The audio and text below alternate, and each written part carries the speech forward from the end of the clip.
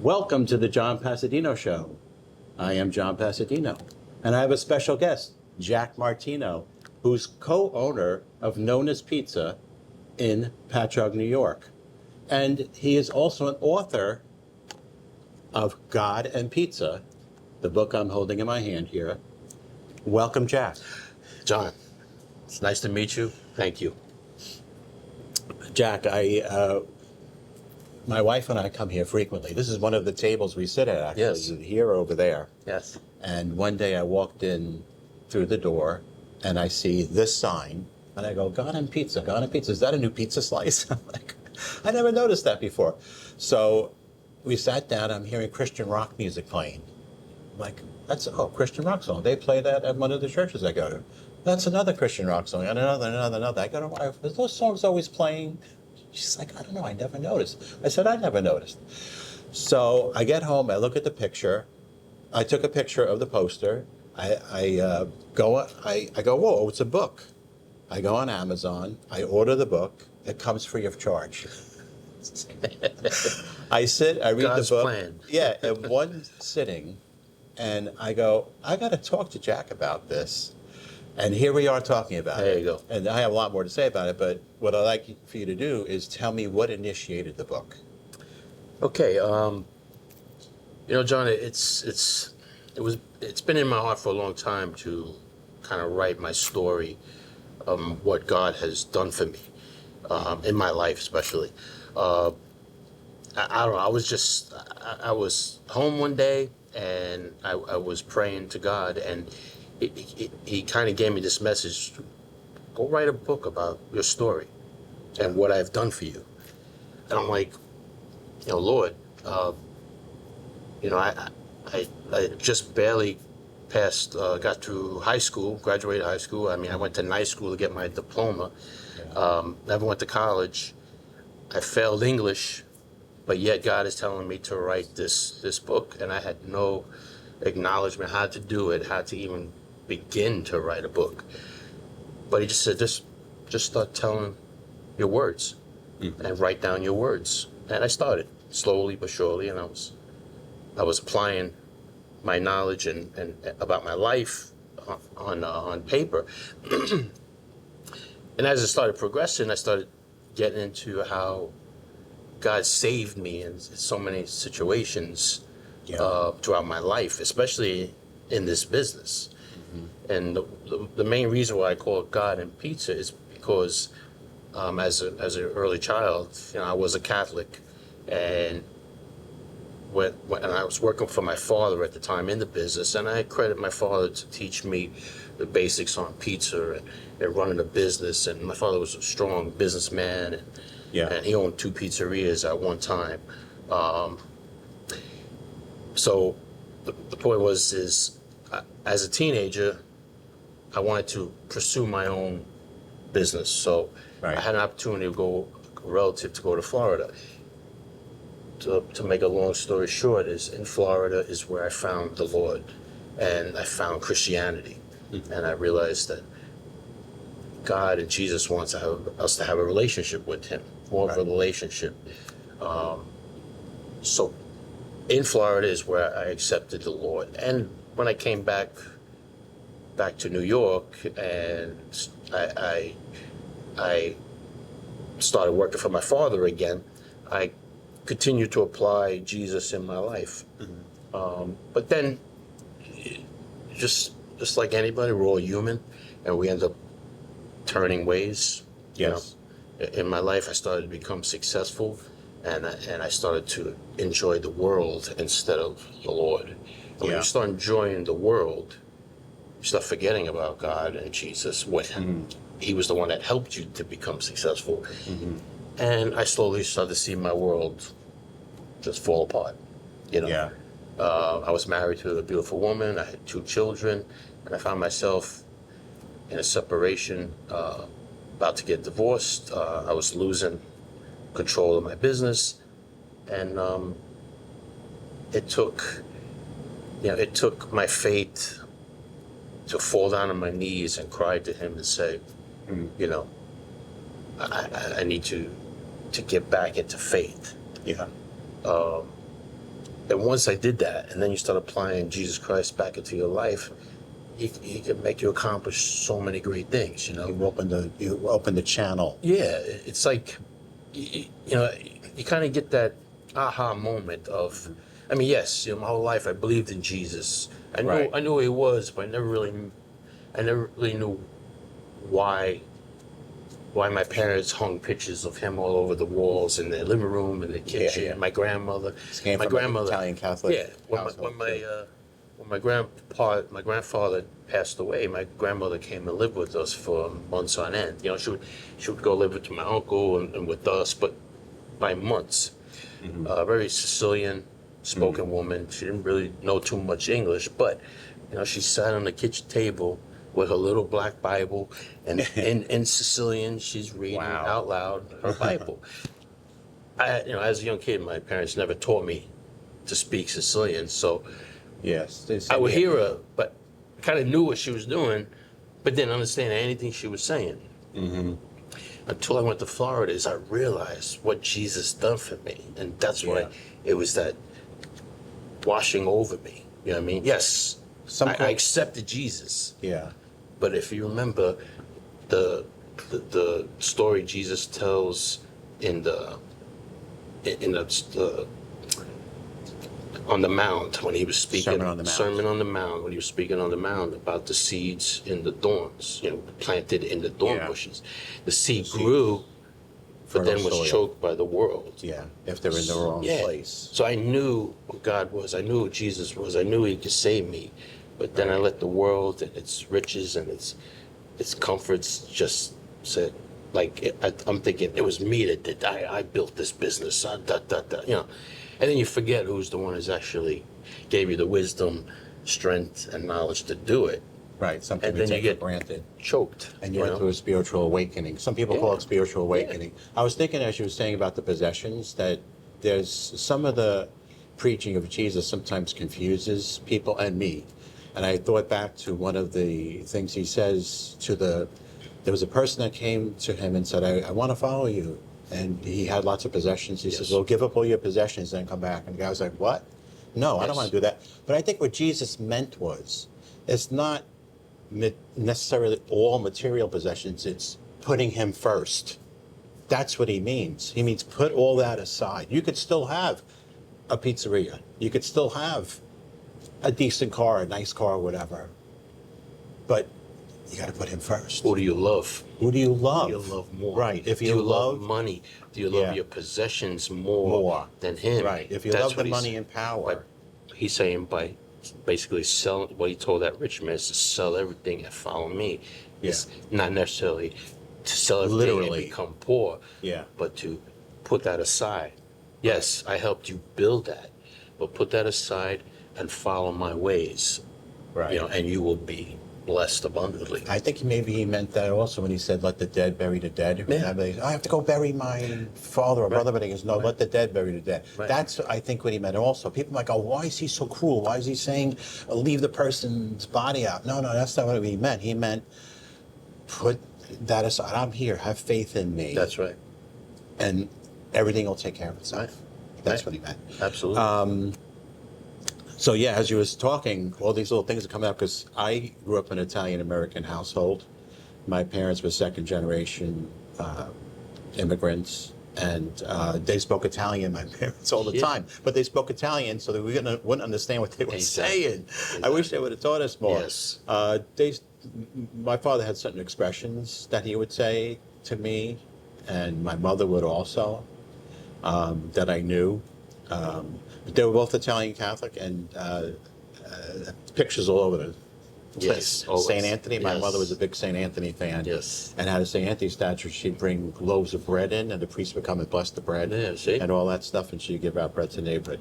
So that's another reason why I relate so much to this book. In addition to being a Christian, I also love pizza. My mother was a homemade pizza maker. Right, yeah. So I see the book, and thank you for telling that story. Yes. I see the book as, it's not just the book of faith, but it's also a business book, because in the book, you also talk about key principles in building a business. Yes. I give 10 points on how to, it's not and analyzed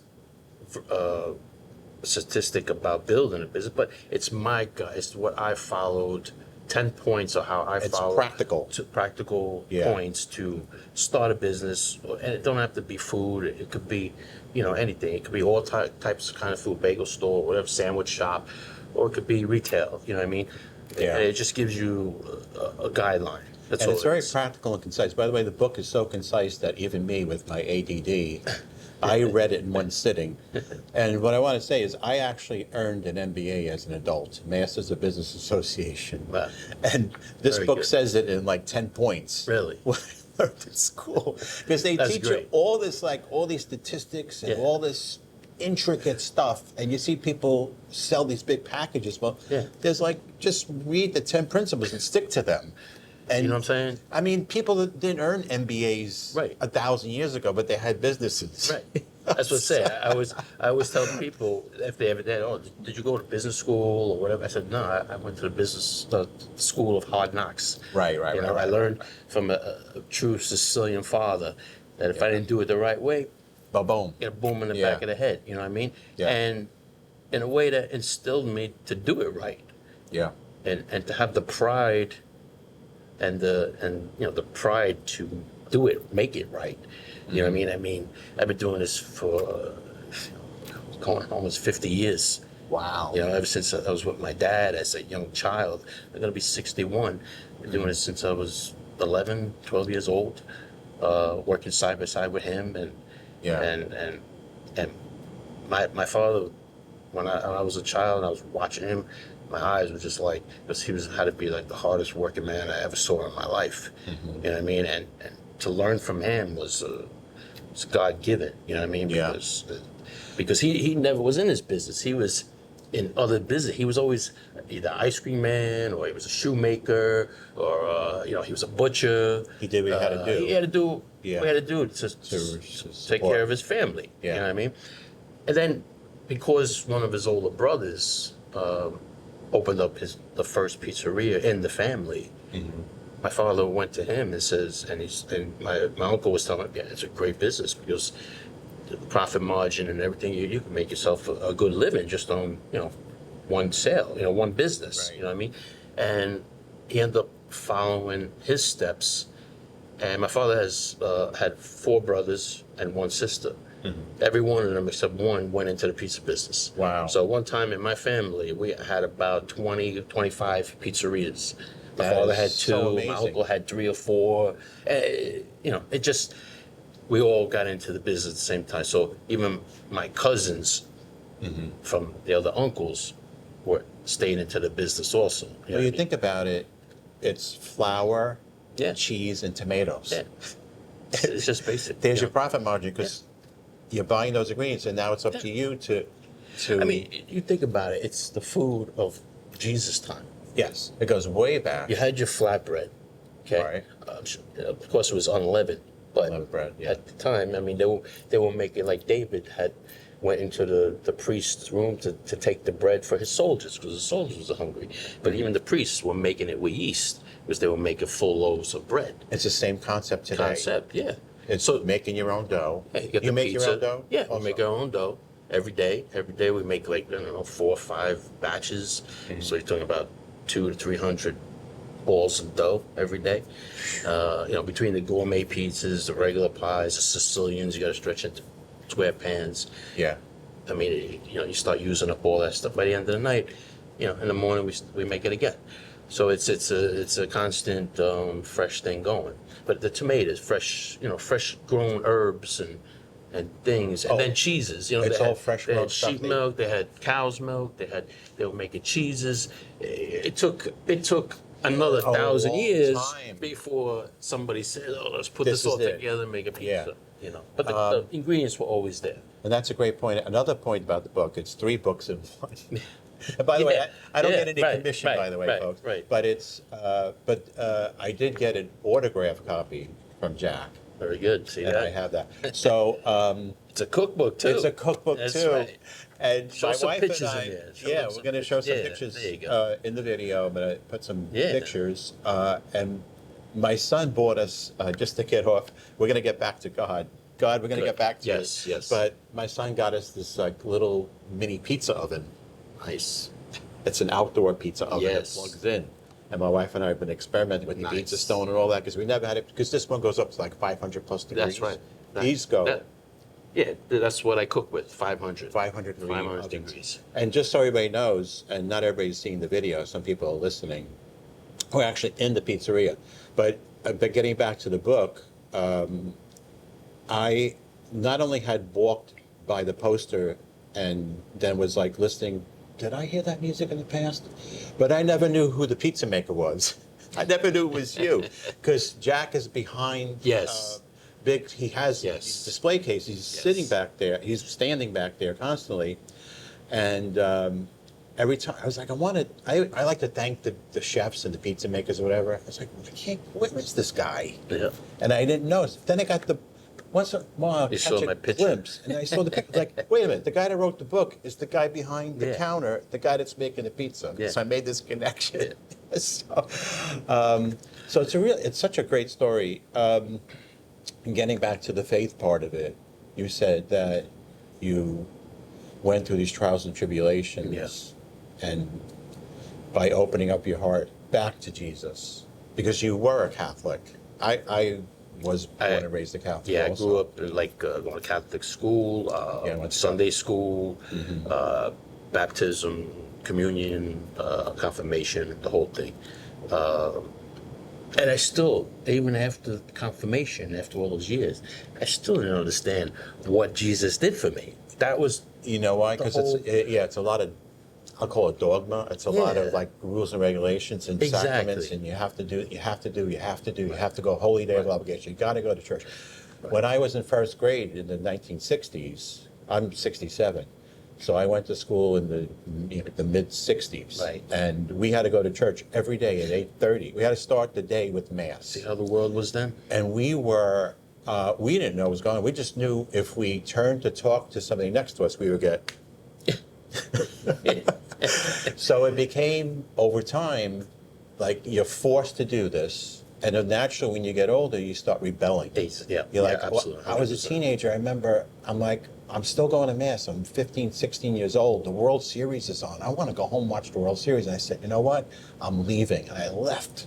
I said, that's it. I'm out. I don't want to go to mass every Sunday anymore. yeah. I didn't know why I was there. We had no problems. That's what it was. We had our parents. We had everything given to us. The refrigerator had food in it, thank God. But then later in life, like you say, when trials and tribulations come, we realize what our parents were going through and why they were going. Right. So I look at it as God's plan that we're not totally privy to. People always say, like, it's God's plan, it's God's plan. We don't exactly know what God's plan is. No. He has a plan. We're sometimes privy to some of it, but we don't understand it and may never. I think he nudges you certain directions. We don't realize it, but I think he's like pushing you into the right direction. Yeah. As long as you keep praying about it and ask him for that direction. Yeah, I want to talk more about the prayer You part. know. So talk about the prayer. You say in the book that you pray. How and pray. important important it is to pray. It's just I didn't like saying like you. I didn't learn that until I was in my 30s. You knew prayers by rote. Huh? You knew prayers by rote. You knew how to say the Our Father, the Hail Mary. Yes, all like those- like the guidelines of Catholic faith is the Holy Mary prayer and the Our Father prayer, and Yeah. so that was There were words. repetition, and until I learned Christianity is we're having a relationship and just talk to Jesus as we are talking. You can just talk But to just Jesus. thank him for all that he does. Ask him for his guidance. Ask him for his wisdom and knowledge in your life. You believe it or not, when you constantly and you repetitiously ask for wisdom and knowledge, you start thinking clearly. You know what I mean? You start thinking more clearly on the path that you want to go. And I believe when he helps you to think clearly, it's that path that he wants you to go. You know what I mean? Like, after building a successful business with my father, and like I said, I got to that point that I lost control, and many evil things came into my life, and I started to go that way. I totally forgot what Jesus had done for me to build this great business, because he gave me the success. The people were coming from all over, and we put that display of pizza. People were coming and loving it, and I didn't honor him by playing the Christian music back then either. But the business was coming, it was overflowing, and I let the world choke me. And at the end, everything just fell apart. Now you lost. We had to end up selling the business. You lost the business. This business that we talked about is in Hauppauge. I mentioned it in the book. It's in Hauppauge. My father was the owner, but by the time I was, like, say, 30 years old, I took total control. In my late 20s, I was in Florida. I was there for 3 years in Florida, and that's when I learned Christianity. I came back in my 30s. I got married, and I had my son. And at that same time, we remodeled the pizzeria restaurant and made it completely brand new. Right. And I ended up taking over. My father was able to relax and enjoy time with my mom. That was my whole reason why I wanted to come back. You know what I mean? I sold everything in Florida and came back over here. And that's why everything just started to take off. Things started going good. But the whole time I was remodeling, I was going to church. I was praying. I was saying, God, give me the strength to do this. So things were going good. Yeah, when I built my pizzeria over there, I was never a contractor. I was never an electrician or anything. And I totally contracted the whole job. It was another. I hired the plumbers, electric. I never did that in my life. And I'm here. I'm supervising the construction of a restaurant. Even my uncles came later on and goes, "How'd you do this?" And you think that it's the strength of God. The strength of God that allowed you to tap into knowledge, your natural abilities. Yeah. And then you went off track because you stopped acknowledging. I started thinking it was me that did all this, not the pride, like a pride. The pride, right? Exactly. Now, when that happened, so now you're choking off. Yes. The supernatural, the divine, and the blessings that are bestowed on us that we start taking for granted, and then we're on our own. Yes. Now we have the power and we have the possessions. The possessions. But we're like a rudderless ship just going like this. You're right. And we let him back in. It steadies the boat. Yes. So the reason I'm saying this so I can understand it better, because I'm a seeker. I'm always trying to discover. Because people expect, like, oh, please, I need money, and they want, boom, a bag of money. Yeah, exactly. It doesn't work that way. Jesus is a magician or something. You have to earn the money. Exactly. But with the guidance and the energy, the spiritual energy behind you, so you could know what to do with it. John, there are some people that just sit there at home. Yeah. And pray for God to give them things, but do nothing for themselves to get it. Yeah, I believe. And then they get disappointed. It doesn't say, I don't think it says it anywhere in the Bible, but when you work hard and you go after something that you want, and you put God first, He's going to bless every step of your way to achieve that. You know what I mean? He wants work plus acknowledgement. Exactly. Yeah. And people think they just sit there, and you said like Jesus is a magician. Say here. Because because this is why I think it is, because they read about his miracles, like he cured all these people, and the fishes and the loaves. People were hungry on the mount, right? And he just said, "Go feed them," and they took 5 loaves of fish and 5 whatever, and all of a sudden everybody had food. So okay, so do that for me, Jesus. Do that for me. Fill up my, I'm short of sauce. So, like if Jack said, I'm short of sauce and cheese. Right. Please give me sauce and cheese. It's like praying for it's going to like a bean. Oh, it's not there. You remember when Jesus healed the leper? Yeah. The leper still had to work to go to Jesus. Right. Because nobody was allowed to go touch the lepers or even stand near them because they were considered unclean. But that leper had to walk away and basically do a work to go to Jesus to get healed. Yes. And because Jesus he said, made the effort. He might took made the initiative. effort and initiative to go to him. Because if he never did that, Jesus would have continued to walk and do his, but to never, and the blind man too, Yeah, and Veronica too, the woman that was bleeding. Yes, she had to go and touch his cloak. But she was considered get unclean. healed. Right. But she went through the crowd, and they were trying to fight her off, saying Exactly. she's unclean. Exactly. Because she was, there's violation of some old time biblical law. But she did reached the out. work and to She reach touched out. his garment. That's right. And he turned Instantly. and said, "Who touched me?" Exactly. And then they were afraid. Like she's like, "Oh no." Yeah. They were like, Lord, there's thousands of people touching you. Yeah. He's like, no. And he said, Someone "Your faith drained has my power, and your faith has healed." healed you." And that's what. See, I think that's the missing link. It's been a missing link for me many Yes. times in my life. When I Yeah, prayed, me too. for example, like my father got sick with cancer, I was praying, "Oh, please, please let him, please let him cure, please." And then when he didn't get cured, I was very upset, and I left. Yeah. I was like, "That's it. Yeah. I'm not believing in this anymore." Like, why weren't my prayers answered? He was a good man. But I forgot about all the other good things that he gave us along the way, and my Yes. father, how he was blessed along the way. And that's another thing taken for granted. So many good things are taken for granted. We only focus on the things that we want today, and if we don't get them, we get disappointed. Exactly. But we forget about all the other things that were given to us Yes, along the way. that led up to where you are. So, yeah, it's true. They say youth is wasted on the young. I don't know if that's necessarily a good expression or it's maybe a true expression in some ways. Because like you said before, we were young going to Catholic school and all that. We didn't realize what was going on.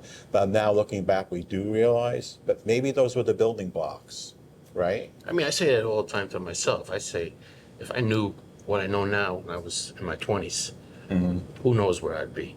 Yeah. But I mean, meaning that is meaning the power of Jesus Christ in your life, the power of prayer, and how Yeah. important it is to pray for everything in your life.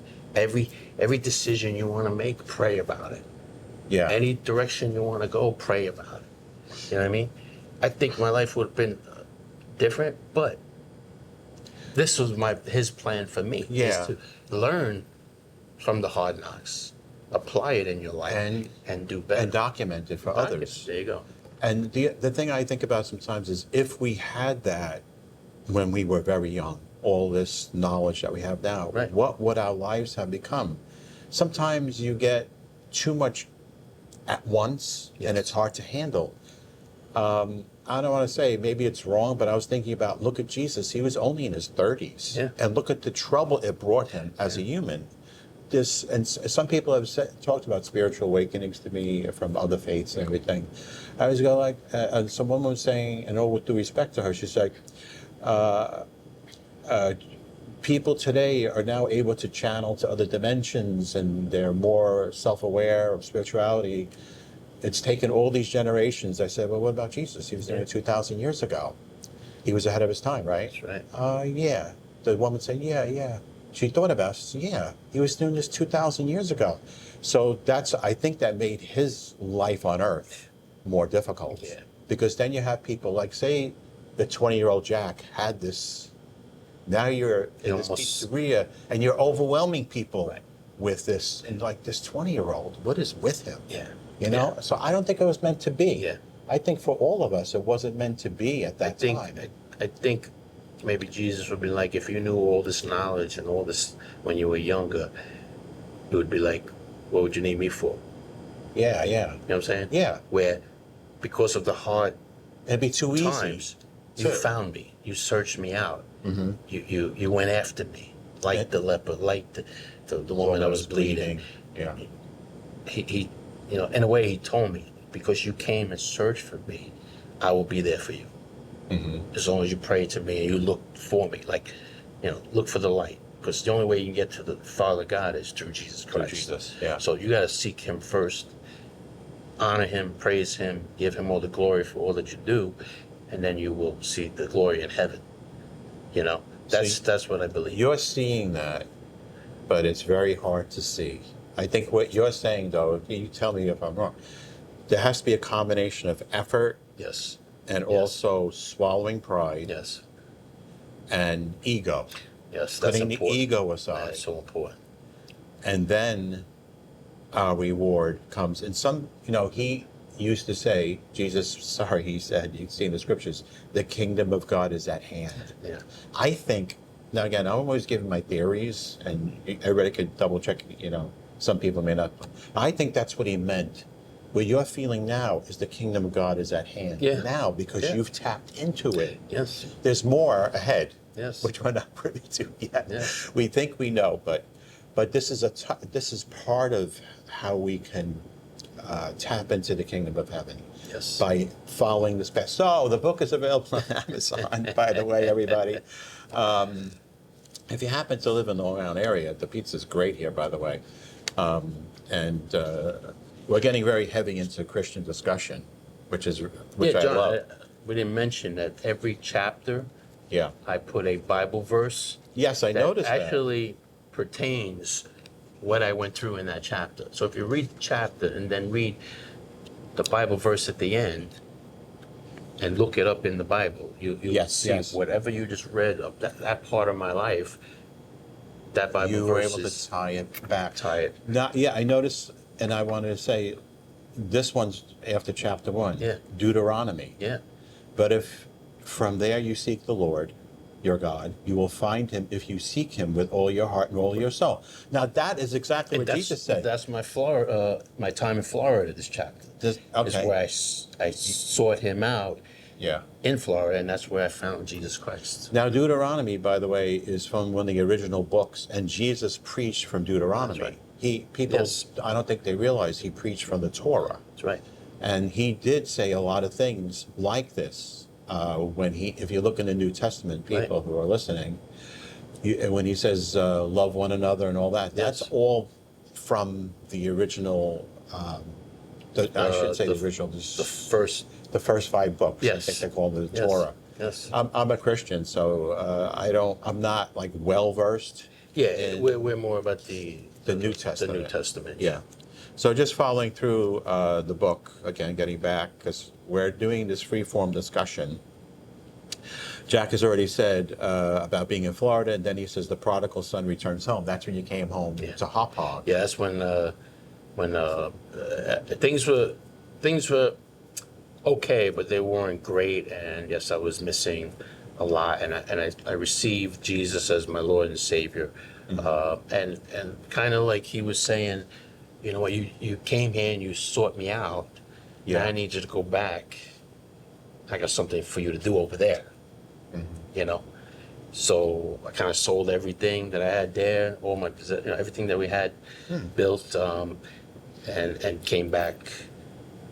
And that's when I came back, I first sought out my church, Smithtown Gospel Tabernacle. That's where I go. Gospel Tabernacle. Yeah, and I kind of continued to seek Jesus out there, you know, and that's when me and my father decided we should really concentrate on the business he had in Hop Hog, you know, and that's where we went from there. And then as it goes through, we're following the path of your story Right. in each chapter. Let's see what it says out of curiosity at the end of chapter 3, see page 19. After the prodigal son comes home, and I love Yes. that story, the prodigal son. I've discussed it so many times. So it's a quote from James, but when you ask, you must believe and not doubt, because the one who doubts is like a wave of the sea, blown and tossed by the wind. You see, that's what I was coming. Yeah, at that point, it was like, you know, I'm coming back to a whole new thing. You know, I left behind where I found Jesus, and now I'm starting this whole new thing that he basically told me, go back and rebuild your father's business. Yeah. And we're going to make it work. You know, I mean, those scriptures were in my mind, but yet I still let it happen. What was interesting is you say the prodigal son, and for people that don't know the story of the prodigal son, it's one of Jesus' most famous parables. Yeah. It's about a father had two sons. And one decided to take his money up front and say, Dad, I'm leaving, and go out. And in your case, you went to Florida. The other son went out, and he ended up getting in trouble and losing all his money. All his money and And he came back to the father and said, Father, I'm back.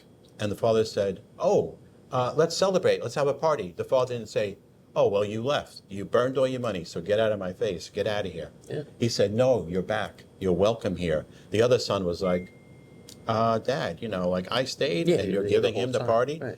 But the point is, the father said he was lost, but now he's found. So your father said that to you. Yes, he did. He may not have literally said those words, but he said it in practice. When I told him I was going to go to Florida to open a pizzeria, he was very sad because he wanted me to stay in and eventually, be partners in the business or help him to grow the business at that time. Yeah. And I felt like, that our connection wasn't there anymore. So I felt like I had to go. So it's like the prodigal son. It's like, I want to just go and do it on my own. I want to do my own thing. Which is not a horrible thing. It's an okay thing. Right. Yeah. I thought I knew enough. Right. I don't think I did when I did. But the reason why I had that strong to go was the number one reason was to find Jesus Christ. Yeah. There was a reason. I believe if I stayed, yeah. Okay, maybe I would have been partners and got mixed up in the business, but never really sought out Jesus Christ, because now business would have been my love and in my heart instead of the Lord.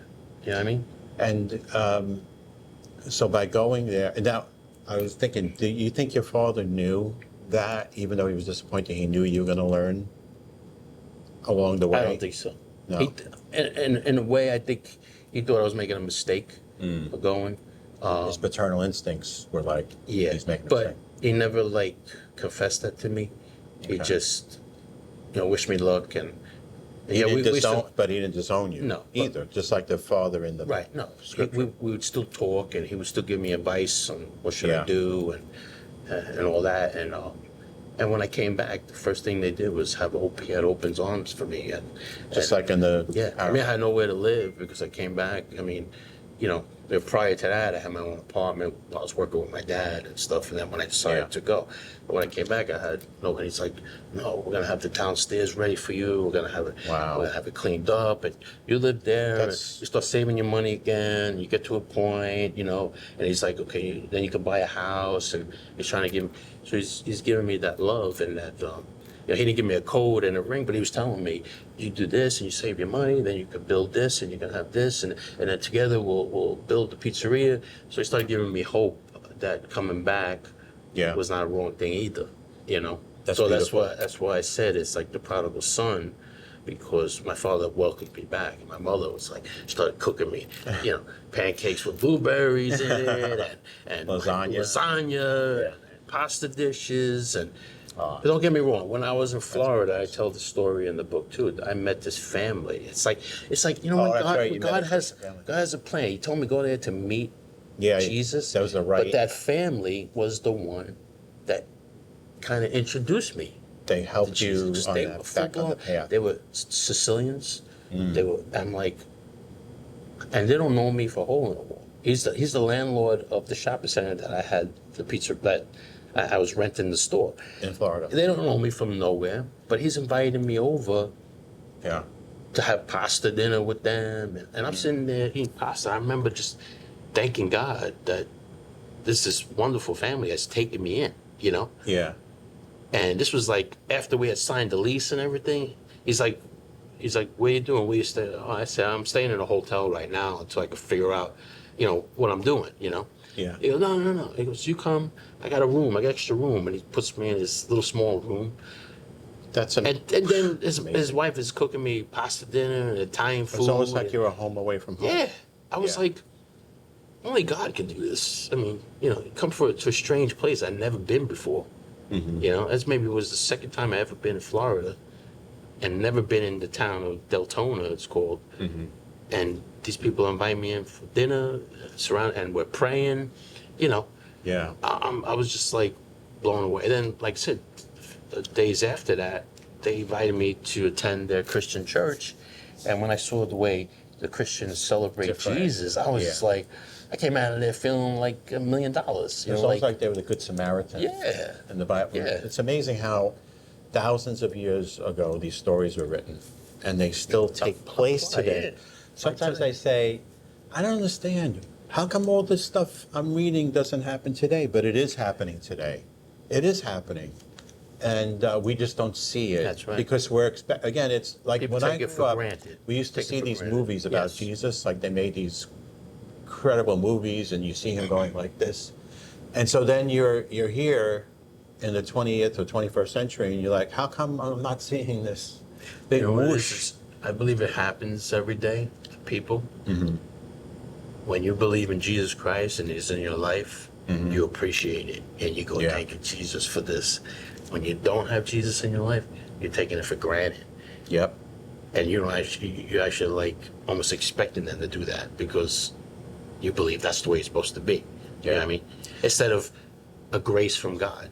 Yes. God touched their lives so that when you approach them, they could touch your life. Well, this is a case in point here because people will say to me, and I said it to myself, sometimes I have this doubt. I go, wait a second, what am I doing? Yeah. I'm going to talk to the pizza maker about this book?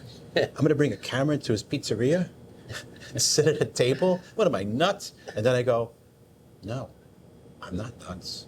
I have faith Yeah, there you that I go. was supposed to do Yeah, this, yeah. and it's going to be amazing. okay. It's amazing. And here we are with the camera right there. Hi, folks. It's amazing. By the way, it's the John Passadino Show. If you're listening to on audio, Yes. on Spotify and Apple Music, Amazon Music, Apple Podcast, Audible. There's like 5 different platforms, or on YouTube on the video. Beautiful. The book is God and Pizza, in case you're joining midway or forgot what we were talking about, by Jack Martino, who I'm sitting with, and it's on sale on Amazon, and it's it's the easiest read. It's so down to earth, and that's why I love this book. And I've been giving it away. And actually, with Jack, I had come in for pizza after. I said, when I finally got to meet you in person, I go, yeah, that's the pizza maker, like I was saying before. So I see Jack on a Friday night. He's like busy slinging dough, and I went, and he's like, what's this guy want? I said, I got your book, and I like it. And I gave away 4 copies. It's like, here, he shoves 4 more copies at me. So Pass them out. So here we are. You know what? If I could touch someone's life with that book, that's the reward. You did mine because I what I'm was saying? getting off the path myself. And I went through this and I was like, ding. And because first, again, I said before, I happen to be an Italian American and I happen to be a Christian. And I related to so much in here about my parents, about the pizza making and all the other stuff. But it's not just that. It's about the challenges of life and the world. Yeah, absolutely. And how, I don't know if you could see it in the camera, but it's this like thin book here. It's not an encyclopedia. It's a testimony. It's a testimony. You don't It's have to go it's to a coffee table book. you don't have to go to the- throw you it know. down. Somebody's going to pick it up and read it. You know? I'm going to speak to, I've spoken to other people who have these higher education, and I read articles and things, and sometimes you just get lost in the big words. And no offense to them, God bless them in a different way. There are people that have to do it on that level, but for me, I'm the son of lower middle class people. Yeah. We had nothing. Too. My father worked 3 jobs. And my mother used to, I just wrote a story about it. My mother used to make extra money, she used to bring bundles of cloth home and just drag the shopping cart down the block. And she would drag it down to the basement to a Singer sewing machine. And she would sew the ends together. Yeah. Yeah. They were pillows. Yeah. And she would say, all right, kids, turn these inside out. We would turn them inside out so that people at the factory could stuff them. Yeah. And they became pillows. Yeah. So I saw my mother with her raw hands doing this in between cooking and cleaning and all that. So that's how I grew up.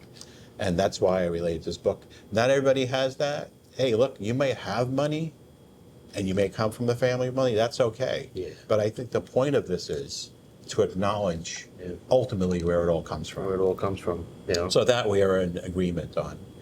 All right, we talked about a lot of heavy stuff. I think we covered lots of your story. and that you're here today in this pizzeria that you co-own. I wanted to get to the recipe part. There you go.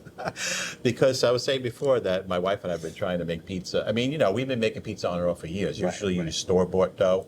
And just recently, I made my own dough. I tried to do the recipe of the book, but it came out a little too flimsy. Yeah. So I got to work on that.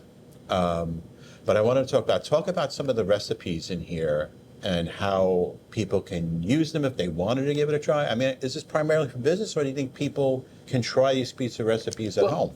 See, well, first of all the pizzas I put in here for the recipes are the pizzas that I sell, that I display on the showcase. Yep. They're actually the top 5, or I believe 5 pizzas I make in there, different kind, Yeah. that are the most popular sellers. That people, and more traditional, like the margarita, the very traditional pizza. Right. The Napolitan style, it's traditional. It goes back way 1930s. I mean, the Napolitan style was made, but original pizza in Italy was kind of like the margarita. That's what I've been had told, like yeah. a flat bread. Yeah. You threw some tomato slices on there from the garden. You threw some leftover cheese that you had, of ricotta or Because they fresh didn't mozzarella. have, it's right? whatever they had. Yeah, then you throw some fresh herbs, basil, and you cooked it off. Like after they made their bread, because everybody back then used to make their bread in the morning. So you made a big batch of dough, and then you made loaves of bread, so you would have it for the day, and maybe Right. you can give it to your neighbor too. That's what community was back in, Yeah. especially Sicily, or even My mother's itself. family was from Naples. Yeah. So just to have this little piece left over. So now they're sitting there, what are we going to do with this? We're not going to make a small loaf. So started pressing it down. And they said, well, we got some leftover tomatoes. Let's throw that on there. Some this, that. And they threw it in the same bread oven that they were making the bread. And also And they it got this came together. nice little thing. And Pizza, if you know, John, is a peasant food. It's the food, it was originally the food of the poor people. Because like I said, it was made with leftover items that you had.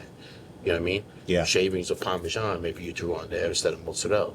Yeah. Or, you always had tomatoes. Tomatoes grew outside your garden, your house. You went, and basil too, so you threw that on there. And everybody had olive oil.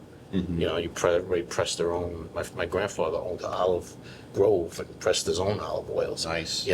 And as a kid, I used to spend months over there in Italy, like during the summer off school. Yeah. So I got to experience that whole that's great. beautiful thing. But it started off as a peasant food, and it's become one of the most popular foods today. in the country, Right. it's everywhere you go. Right. My uncle, who's 95 years old, living in Naples, no, not Naples, he's from Naples. He's living in Orlando, Florida. Okay. But he told that same story about the margarita pizza. He said Yeah. that's what they used to make. He Yeah. actually had a pizzeria in the 60s because my grandfather had a store in Greenwich Village. Okay. And a grocery store. But then, my uncle went to the World's Fair in the 1960s. He saw they were making Belgian waffles. Right. So he opened up a pizzeria with Belgian waffles. Oh, wow. He closed. It didn't work out because I don't think the Americans were ready for it. Do you remember? Yeah. I don't know if you remember the Belgian waffles. It was like whipped cream with strawberries on top of a waffle. Yes. So I remember we were kids like looking at it, going, what do we do with this? waffle, right? Yeah, the thick loaded waffle. stuff. So he tried integrating the two, pizza and Belgian waffles. The combination didn't work. He tells the story. But he did talk about this, about the margarita pizza, and it's in the book, folks, where people would just put in what they could put in. Yeah, it was but- just leftover items, just like, like I said, it was a peasant food where it was just leftover items, and they turned out to be something that was delicious. The book also has illustrations, and I have done this at home sometimes, and my wife too. And she's from her folks are from Bari and Sicily, but sometimes we have good success, sometimes we don't. Yeah. And that's why we come here. It's definitely it's an art form. It's meant to have fun. It's Yeah. meant to. When I wrote that book and to show people how to make pizza, it's meant to be with the family. Yes. Have family time and make pizza and then sit there and enjoy it. Have fellowship with each other. and eat pizza. And that's basically what it was. You know what I mean? In the pizzeria business, we do a more higher volume.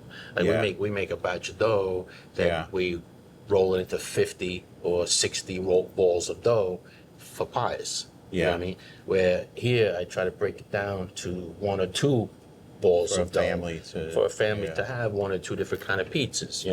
So I would say like I mean it's probably one of the, even though I'm saying that I'm not that successful. Some people say to me, just go to the store and buy the dough from the yes, store. we have so many people that come and buy it too. Oh, From us. I'm gonna buy your Yeah, dough. yeah. That's Makes it make easy. it easy. Yeah. But we have the machine, the dough making Yes. thing. My wife makes the cookies Yes. at Christmas time and all that stuff. So I am going to do it because I have more time to do it Yeah. now in my retirement. So I am playing around with making the dough. But I want to try your dough, and I will definitely purchase some of your dough.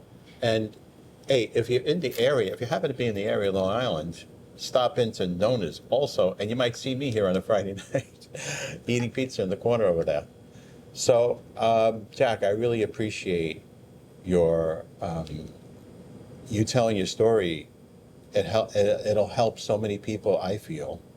And I actually handed it off to a priest that that I'm friends with, Really? Wow. from an Episcopalian church where I have a theater group that resides there. And I said, I think you'll like this book.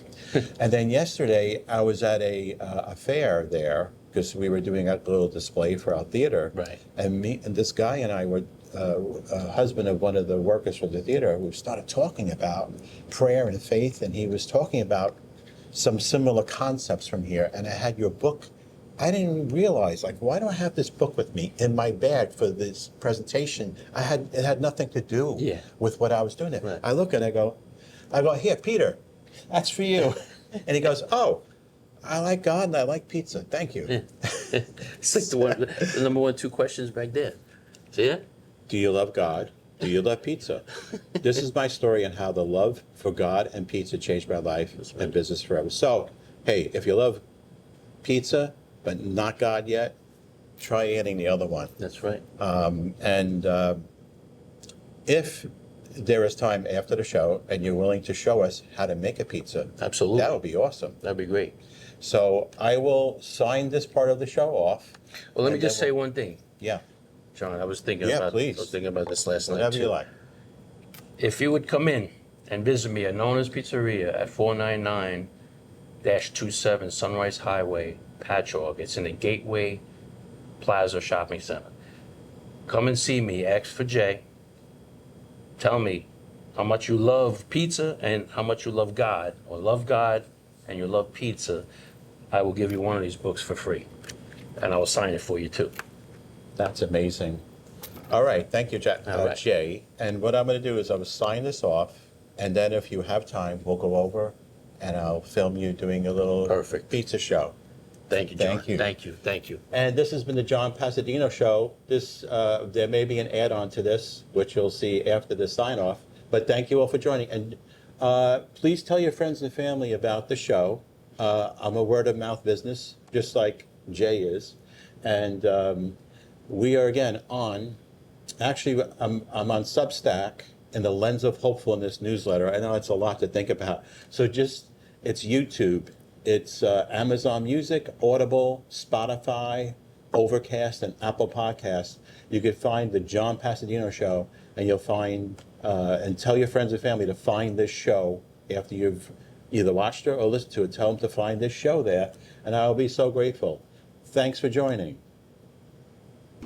Welcome back to the John Pasadino Show, and we have a special treat. Jack Martino, the author of God and Pizza, is going to demonstrate 2 recipes that are included in the book. That's right. Take it away, Jack. Hello, everyone. Right now, I'm going to demonstrate the Neapolitan pizza, the Napolitan. I have 2 prepared doughs here. I'm going to make one. In the book, it shows the recipe for the dough, and also I have some illustration on how to make it. But here we go. It's going to give you a demonstration on how to do it. It's basically pressing the dough, and you make it in a round form. Yeah, a little flour. This is going to help for you to be able to stretch it and also to loosen it up on your pizza paddle.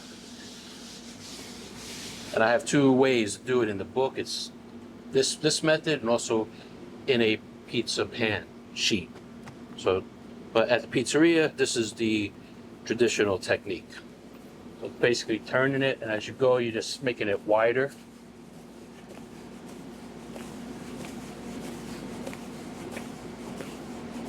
When you think you got it to the right size, you're putting it down. Okay. You're adding your ladle of sauce.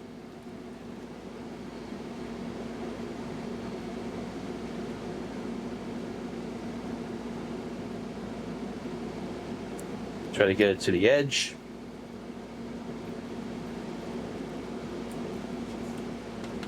Then I got my big tub of fresh mozzarella over here, grated mozzarella. And we're just gonna lay it right on the top.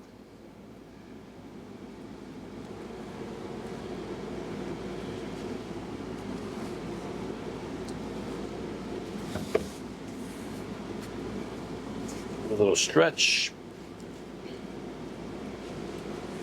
There you go. And that's as simple as that. Wow. And because of the flour I put down at the bottom, I'm able to just give it a little shake and it comes right off like that. Super. Okay? Thank you. And before we came on, I'm doing a Sicilian, which that same dough, actually in the book there's a recipe for a larger dough, which I make the Sicilian. I press that into a square pan. I let it rise. Then I make my crust size by pinching the edges. Add a little bit of flavored pizza sauce and water just for a little added flavor. You par bake it maybe 5 minutes or so. When it comes out, you're gonna come over and put the same size ladle of sauce. You're gonna spread it around.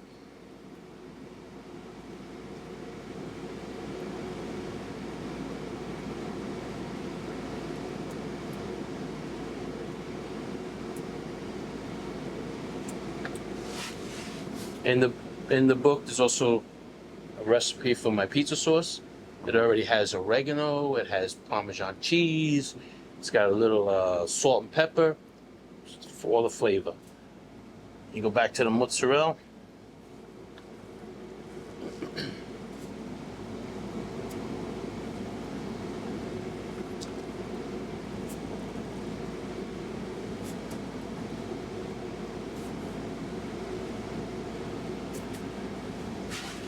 Okay, that's just Sicilian.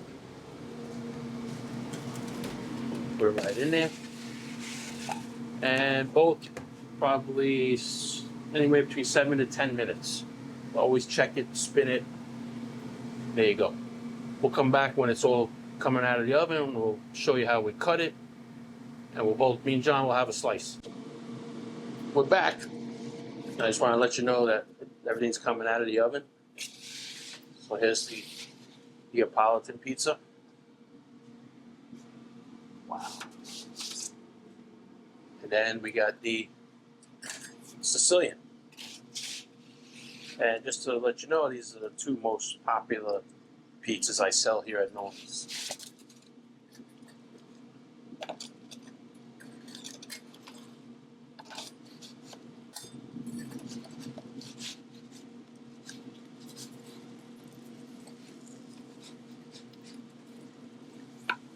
This is the Sicilian.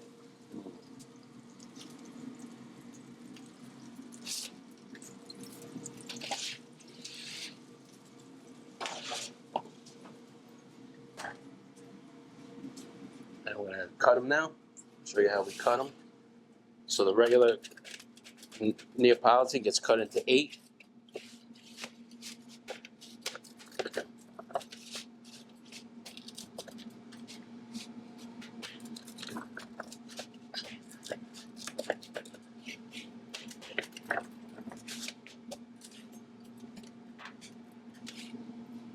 There you go. That's that. Beautiful. We got the Sicilian. This one we cut into 12.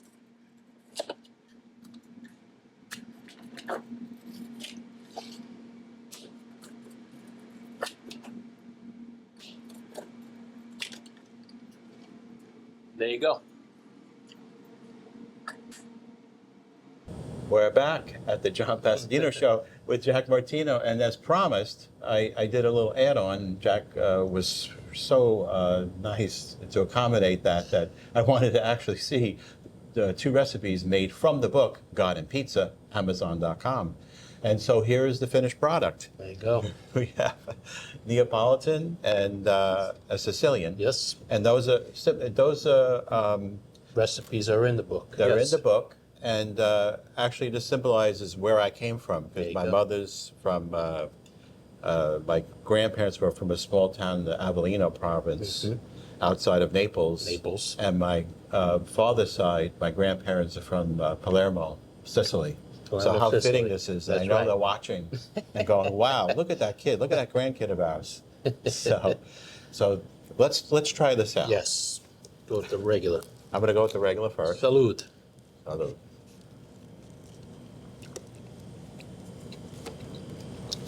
This makes me want to cry. Happy tears.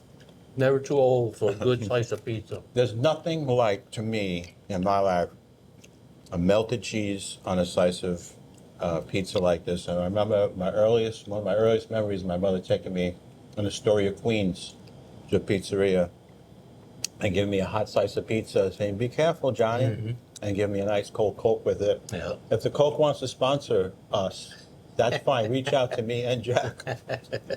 But thank you so much, You're Jack. welcome, This is John. delicious. Thank you, thank you. And this has been the John Passadino Show. Remember, God, Salute. and pizza.